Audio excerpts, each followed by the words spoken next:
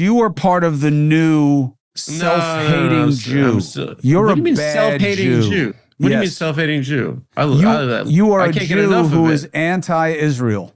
That was like before the election for his bro too. So like that's driving me nuts right now. Why? Like I was on a show and like Andrew Yang was telling me about what anti-Semitism was. It's just like, it's absurd to me. Has that been a regular problem, a recurring problem, being Jewish and being told that unless you are supportive of the state of Israel, which is obviously a foreign country, that you are anti-Semitic by people who are not Chris Jewish, Cuomo? or just anyone in New York? Like, is that something that bothers you, that you hear about a lot? I think that what I will say is like complaining about a college student protesting us giving $25 billion to a war is just like it kind of the term anti-Semitic loses its meaning. It's not good for Jewish people.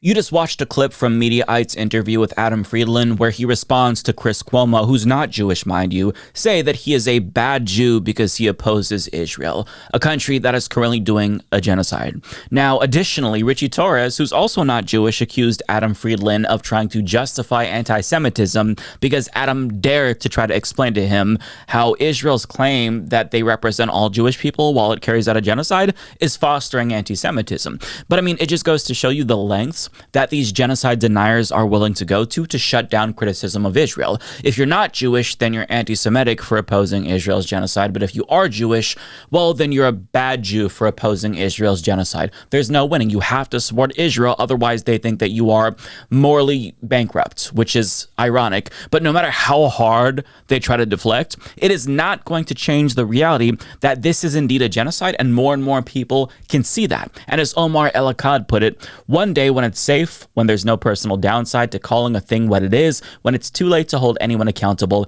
everyone will have always been against this. And he is exactly correct. And the day when this will be universally recognized as a genocide is inching closer than ever, because even the most vociferous genocide apologists are struggling to still make up excuses. Last week, Israel double-tapped a hospital that killed 20 people, 5 of which are journalists, which is why they bombed the hospital in the first place, by the way. And I didn't really see many people on Twitter defend it. Like, I'm not on Twitter as much these days, but even Israel was like, oopsie, they didn't even bother to blame Hamas, because what's the point? Nobody believes them. They know that they've lost public support, hence why Netanyahu is currently going on a tour of U.S. conservative podcasts to convince them that Israel is still good, because more and more people, including conservatives, can see that this is indeed a genocide.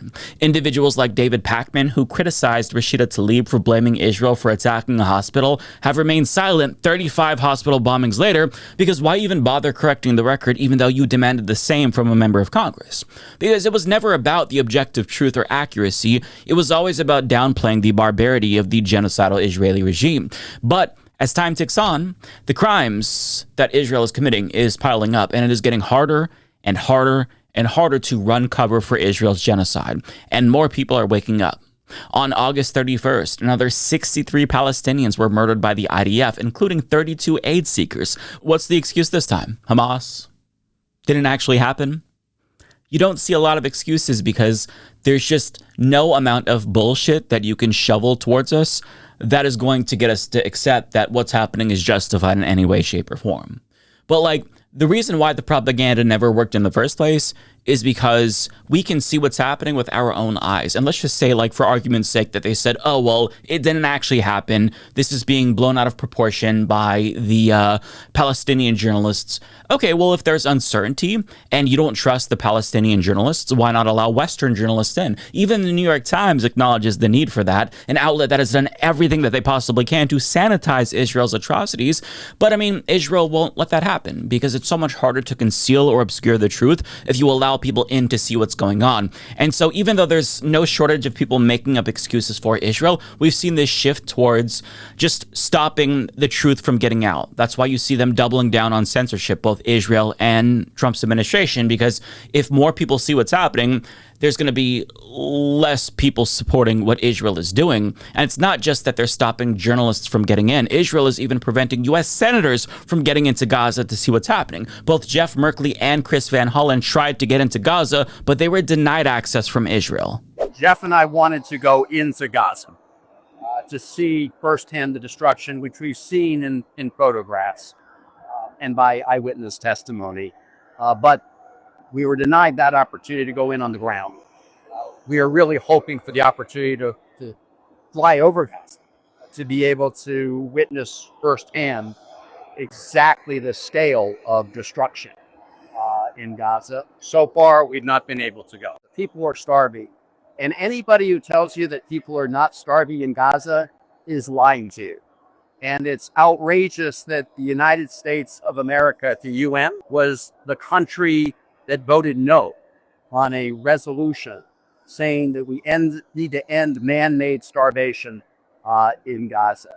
Anyone who denies that is lying to you. He is exactly right. But I mean, gee, I wonder why they're not being let in. We're talking about 2 United States senators here.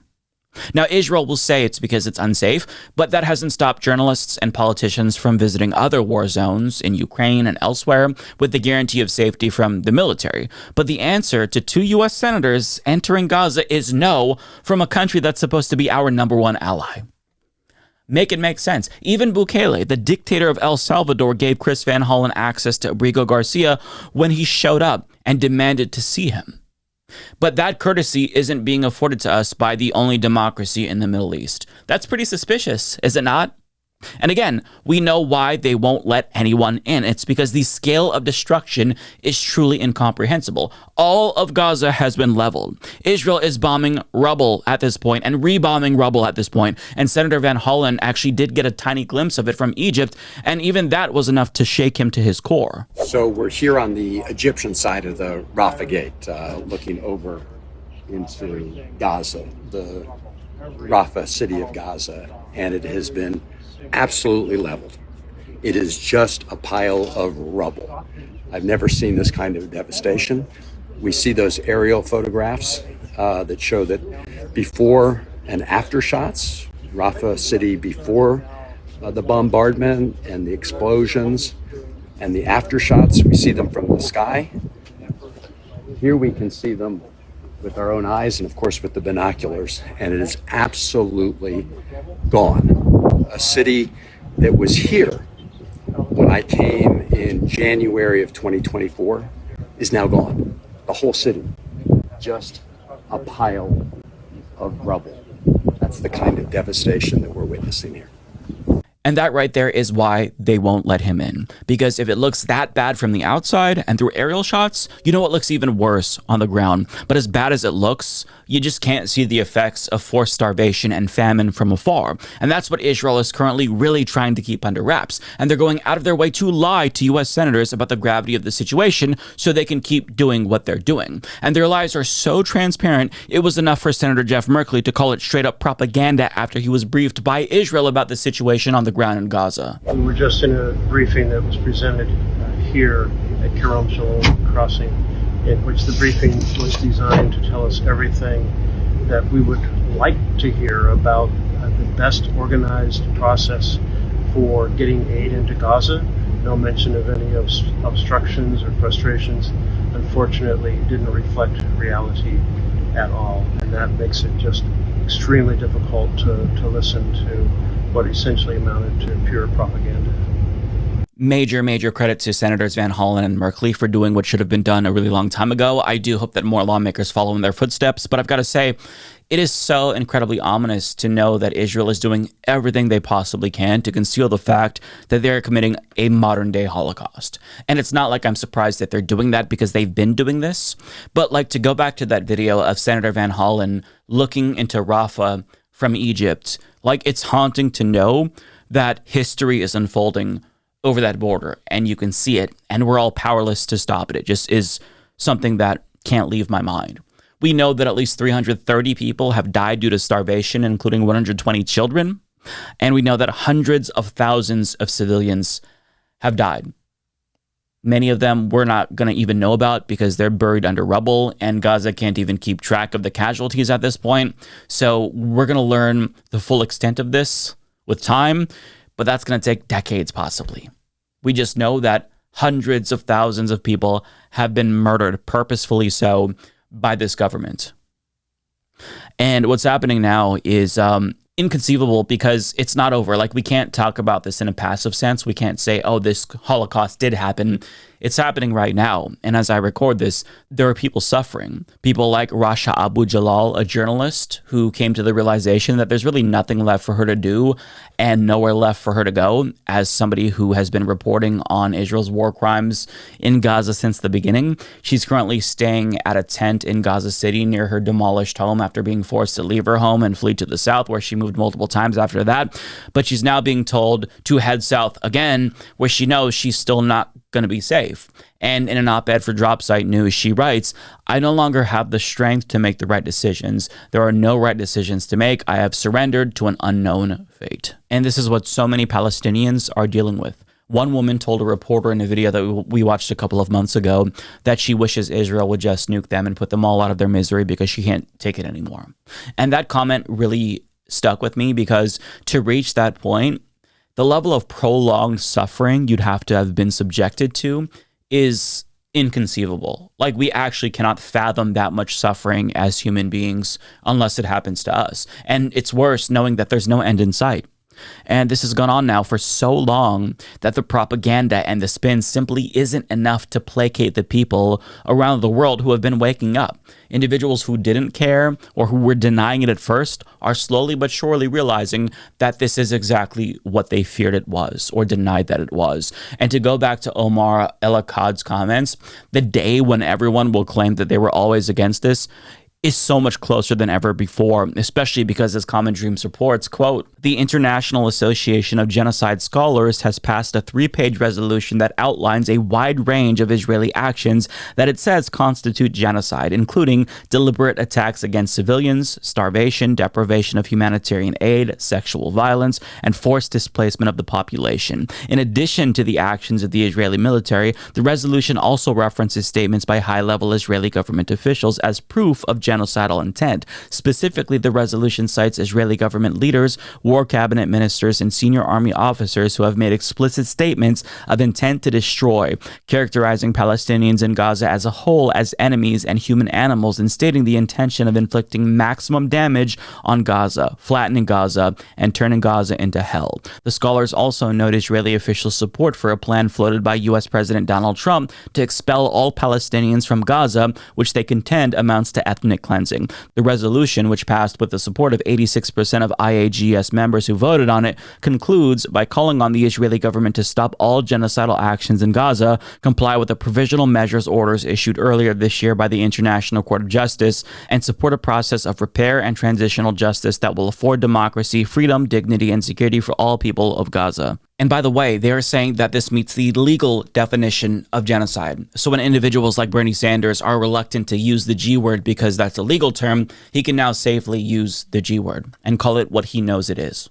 But if historian after historian, as well as a majority of genocide scholars, say that this meets the legal criteria for genocide, that ends the debate once and for all, as far as I'm concerned. There never really was a debate, but to the weasels who thought that, oh, well, I don't know if this legally is a genocide, now you can shut the fuck up because it's a genocide. There's no debate anymore. That's over. And anyone who's running interference for genocide, either by lying about it or by attacking people, calling it out, or by minimizing it, they're going to have to live with this shame for the rest of their lives. They might be okay with that now, and they may never regret the role that they played, but the rest of us, we're going to know, and we're never going to forget.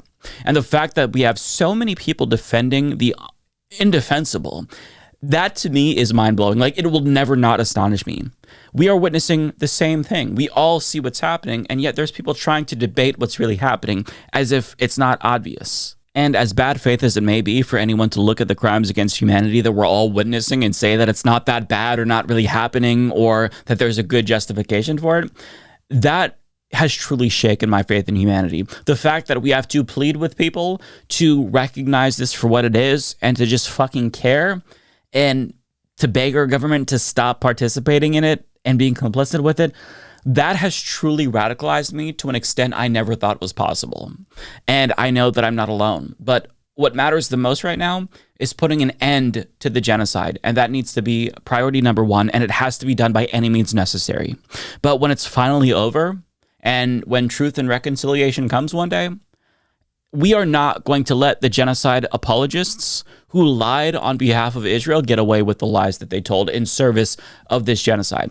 We're going to make sure that those people never forget the role that they played.